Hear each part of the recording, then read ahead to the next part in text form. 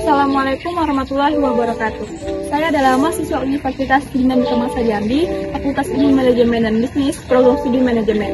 Di sini saya akan memperkenalkan diri saya. Nama saya Naya Aulia Putri, nomor induk mahasiswa 8080220076, kelas 02 PM3. Di sini saya akan menjelaskan materi mengenai manajemen sumber daya manusia atau MSDM, yaitu perencanaan.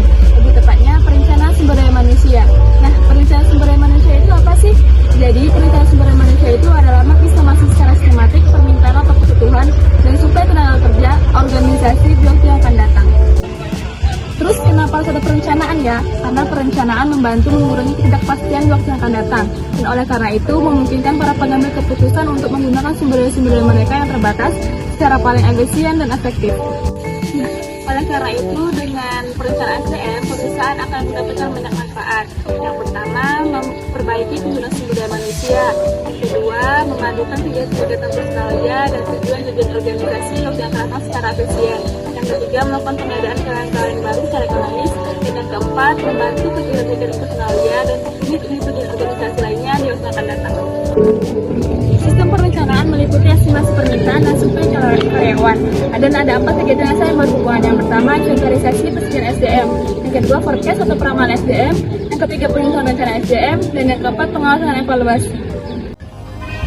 Hampir semua perusahaan harus membuat prediksi kebutuhan karyawan atau paling tidak secara formal di waktu yang akan datang. Dan diantaranya harus menganalisis penyebab timbul dan peramalan permintaan SDM. Penyebab timbulnya permintaan yang pertama yaitu lingkungan eksternal, meliputi ekonomi, sosial, politik, hukum. Yang kedua yaitu organisasional, meliputi rencana-rencana strategis dan anggaran atau budget. Yang ketiga yaitu pencarian karyawan, meliputi pensiunan dan permohonan berhenti. Selanjutnya kita masuk pembahasan mengenai teknik forecasting atau peramalan yang merupakan teknik forecasting untuk estimasi kebutuhan sumber daya manusia di waktu yang akan datang. Yang pertama yaitu ahli, meliputi NDLP dan survei ahli secara formal. Yang kedua yaitu analisis tren, meliputi analisis statistik dan ratio produktivitas. Dan yang ketiga yaitu lainnya, meliputi analisis anggaran dan perencanaan. Selanjutnya, setelah menjelaskan mengenai teknik forecasting atau peramalan, saya akan masuk pembahasan mengenai suplai sumber daya manusia. Jadi ada 2 suplai SDM, yaitu internal dan eksternal. Untuk internal meliputi dari karyawan itu sendiri, sedangkan eksternal meliputi dari orang-orang dalam pasar tenaga kerja.